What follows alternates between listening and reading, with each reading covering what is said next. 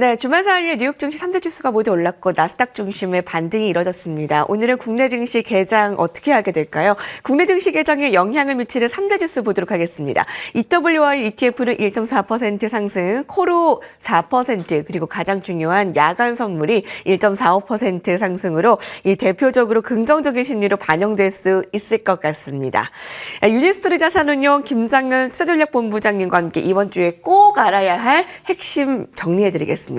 안녕하십니까? 네, 안녕하십니까? 네. 반갑습니다. 지금 본부장님께서 주신 자료를 보니까요. 반을 믿으면 그만큼만 다 믿으면 5,000포인트는 시간 문제 이렇게 네. 결론을 주셨거든요. 저 코스피 반등 기대가 그 정도로 어떻게 좀 분석되고 있다는 겁니까? 이게 한 7가지가 있는데 짧게 말씀드릴게요. 미국 시장의 골디락스를 믿으십니까? 그다음에 두 번째는 그 인플레보다는 고용에 신경 쓰면서 가는 건데 하여튼 네네. 골디락스를 유지한다. 두 번째는 뭐냐면 인플레 우려가 있는데 1분기 지나면서 그 우려는 좀 수그러들 것이냐. 이 두 번째 퀘스천 가장 키죠. 세 번째는 유동성위기가 중간중간에 우리 10월 달도 그렇고 그 단기 유동도 왔다 갔다 하는데 그런 일이 발생했을 때 정부가 나서서 막아줄 것이냐.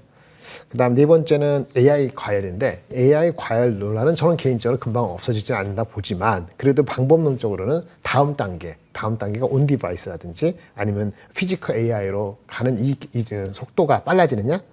그다음에 다섯 번째는 어쨌든 반도체는 우리 같이 곡괭이 파는 업체 입장에서는 반도체는 논한다.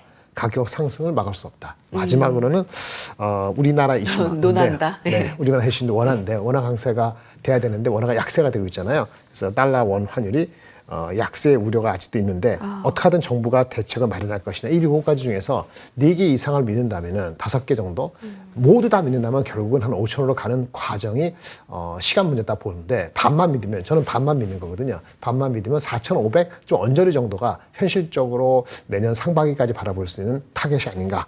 만약에 이 반도 못 믿고 좀 우왕좌왕하면은 지금 그 우리 전고점 4,200 전후 요 정도가 현실적인 한계일 수도 있습니다. 이렇게 말씀드리겠습니다. 네, 관전 포인트는 7가지로 주셨는데요. 그 중에 4-5가지가 뭐 이루어진다면 한 4,500 전후에 이제 박스권은 문제 없지 않겠느냐. 그 7가지를 잘 정리를 해보셨죠. 골디락스, 그다음에 인플레, 반도체, 그리고 환율에 대한 등등에 대한 부분. 그 관세발 인플레이션은 이제 내년 1분기를 정점으로 이제 인플레 우려감은 좀 덜어질 것이다라고 우리가 생각하면 되나요? 네, 그렇게 믿는 사람이 많으면 이제 주가 네. 되는 거죠. 이제 제가 던진 질문을 여러분들 스스로 친구들한테 물어보시고 대부분이 2개, 1개밖에 안 믿는다. 그러면 지금 4,200에서 올라가지 못할 것이고 지금 말씀 인플레 꺾일 것이고 골디락은 될 것이고 아까 전제가 된 게 되면은 나머지 게 좀 상대적으로 조금 부족하더라도 꾸역꾸역 전고점을 넘어서 4,500으로 가는 게 시간이 쉴 수 있는 거죠. 여러분들이 믿는 그 속도에 달려 있습니다. 믿는 거는 서로 간에 서로 주고받는 거니까 하나하나 곱씹어 보시면 다 나올 것 같아요. 현재는 한 반 정도까지는 가보지 않을까라는 게 일반적인 컨센서스이긴 합니다.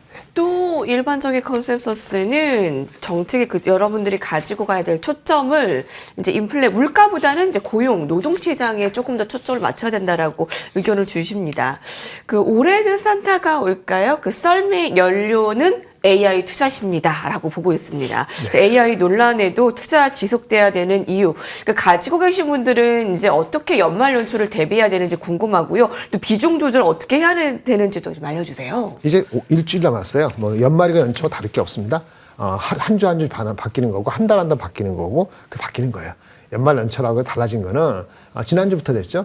연말에 보통 휴가를 가기 때문에 거래의 그 양과 진폭이 모든 걸 나타내지 않기 때문에 확실한 게 아니면 그렇게 움직이지 않으시는 게 더 나을 수도 있어요. 어차피 휴가 갔다 온 사람이 다 들어와서 물량이 제대로 공급되고 사람들이 이렇게 주고받고 하는 게 충분히 리즈너블하게 돼야 되는데 지난주나 이번 주까지는 연말에 휴가 간 사람이 있고 빠질 사람 빠지고 들어올 사람 안 들어오고 이러다 보니까 어떻게 하겠어요. 텍스도 있고 그렇게 의미 있게 움직이지 않는 겁니다. 근데 중요한 건 지난주에 많은 것들이 해결 내지는 발표가 됐죠. 마이크론 실적이라든지 기타 등등 뭐 CPI 넘버라든지 고용 데이터가 나왔기 때문에 이번 주, 다음 주 하루 이틀, 미국은 다 안 쉽니다만은 한 일주일, 8일째 정도는 뭐 갖고 있는 포지셔닝이 없다면 문제지만 이미 뭐 7, 80% 현금이 아니고 주식이 적절히 들어갔다면 적절히 그냥 유지하셔도 될 것 같습니다. 그렇게 뭐 큰 이슈가 될 것 같지는 않다고 보여지고요. 가장 큰 거는 이제 AI 주식 관련되는 반도체 주식을 많이 갖고 계신 분하고 안 갖고 계신 분하고의 어떤 온도가 있을 텐데. 네, 그게 궁금해요. 네, 일단 갖고 계신 분들은 그냥 유지하시면 될 것 같습니다. 일단은 그 실적이 잘 나왔잖아요. 마이크론이라든지 이런 실적이 나왔기 때문에 한국의 삼성하이닉스도 크게 나쁘게 이슈가 될 거는 단기적으로 없다, 부족하다, 약하다 보고요. AI 논란에 대해서 투자가 대속된다는 그 믿음을 가지신다면 연초에 CES까지는 그냥 지켜보시면 될 것 같습니다. AI 지속이라는 것, 투족이라는 것이 이렇게 보시면 됩니다. 크게 세 가지로 테마를 드리면 일단은 AI 투자는 한 번 시작하면 뒤로 빠꾸 할 수 없다. 비가역성이라 그러는데 왜? AI 투자가 어차피 투자해갖고 경쟁하다가 지는 사람도 생기고 투자를 잘 못해갖고 처음부터 떨어지는 사람도 있는데 처음부터 떨어질 수 없죠. 그래서 일반 투자하면은 투자는 비가역성이다. 그런 얘기를 들으실 거고요. AI를 쓰시는 여러분들, 뭐 작가님이나 저도 포함해서 여러 분들 또는 B2B 회사도 AI를 써가지고 생산성을 높이는데 유감스럽게도 생산성 향상이 바로 투자하고 바로 나오지는 않거든요. 시차가 있다는 거죠. 네. 시차가 있다는 것 때문에 이제 노이즈가 중간중간 나타난다고 보시면 될 것 같아요.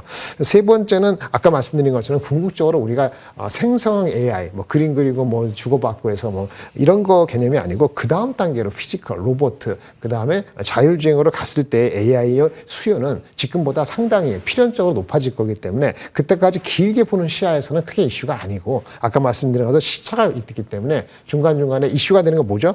속도입니다.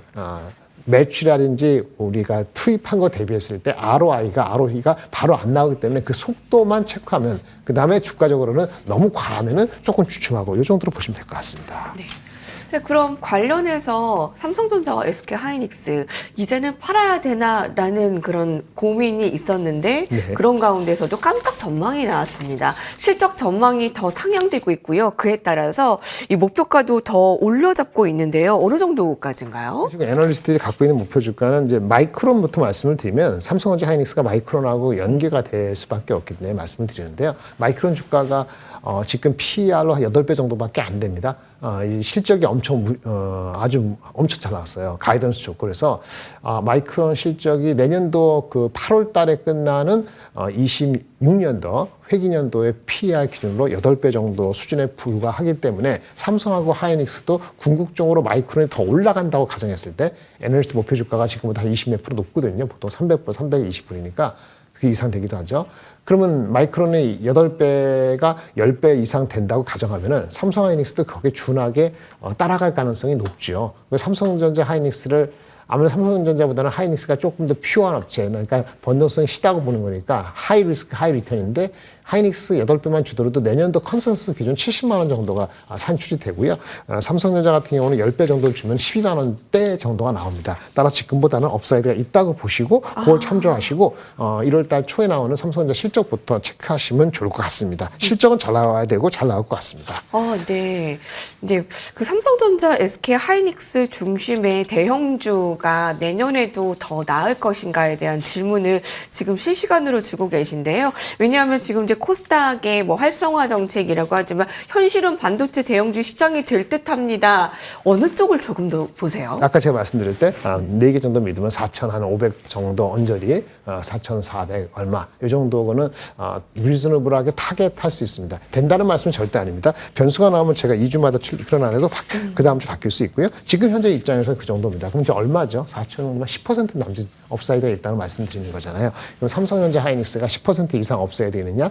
versus 다른 코스피에 여러분들이 잘 아시는 종목이 20% 업사이드가 있고 다운사이드는 한 5% 10%밖에 없느냐 이걸 보셔야 됩니다. 어느 주식이 20% 이상 업사이드 있는데 다운사이드 리스크가 15% 이상이 있다 그러면 사실은 상쇄되잖아요. 그러니까 하이 리스크 하이 리턴을 보신다면 당연히 삼성전자 하이닉스 말고도 다른 종목도 분명히 잘 찾아보시면 있을 것이라 보고 정부의 시책에 맞는 코스닥도 그런 부류의 한 섹터에 속할 것입니다. 근데 하이어 리스크보다는 조금 더 밑에는 단단하고 위가 안정적으로 올라간다면 여전히 하이닉스 삼성전자가 한 10% 정도에서 15% 업사이드 있는 걸로 단기적으로 말씀을 드린 거나 마찬가지인데 지금 애널리스트 입장에서는 한 10%, 15%. 다운사이드가 여기서 10%, 15% 있다고 보여지지는 않거든요. 단기적으로. 그러면 이제 상대적으로 안정적인 업사이드가 있는 거고요. 뭐 코스닥은 정부 정책 때문에 모든 주식이 올라가느냐? 이미 주식은 빠르기 때문에 이미 지난주에 한 85%는 반영돼 있다고 본다면은 그거 역시 15%, 20% 삼성보다 더 업사이드가 있었으면 만약에 흔들렸을 경우는 또 15%, 20% 다운사이드 있는 종목들도 꽤 있기 때문에 잘 가리셔야 될 필요가 있습니다. 네. 연말연초 참 이런 대형 반도체주와 그리고 코스닥의 활성화 대책 그 관련해서 그 비교 한번 계속 관점이 될 것 같습니다.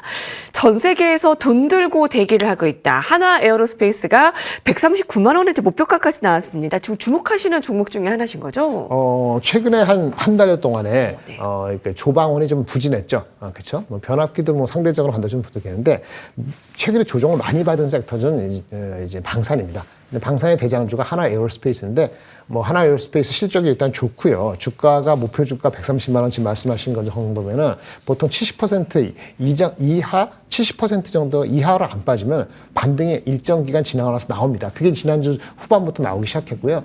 37, 24면 84만 원 정도니까 84만 원 밑으로 빠지지 않으면 반등이 좀 지속될 수 있다고 보입니다. 일단 실적이 좋고요. 최근에 뭐 누리호 뭐 어쩌고저쩌고 나오고 우주 얘기하는데 사실은 우주 하면은 조그만 업체도 있습니다만 이런 거 전체적으로 엔진 제작의 핵심적인 역할을 하는 게 하나 에어로스페이스와 그 자회사들입니다. 그래서 하나 에어로스페이스는 주가가 많이 빠졌고 밸류가 어느 정도 있기 때문에 곱하기 0.7인 80만 원 초중반이 무너지지 않는다면 좀 단기적으로도 그렇고 좀 많이 조정받았기 때문에 조금 중기로 봐도 괜찮지 않을까 보고 있습니다. 김장열 본부장님의 이번 주 포트폴리오 재편 어떻게 되고 있습니까?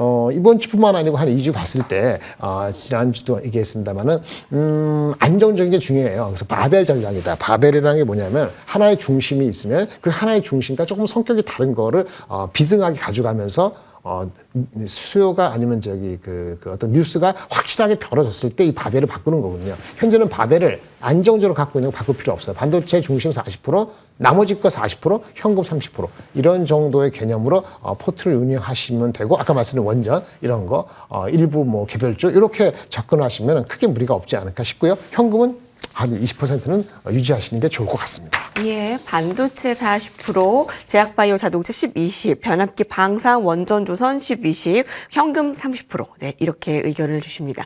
유니스토리 자산운용 김장열 투자전략 본부장께서 함께해 주셨습니다. 그래서 감사합니다. 네, 감사합니다.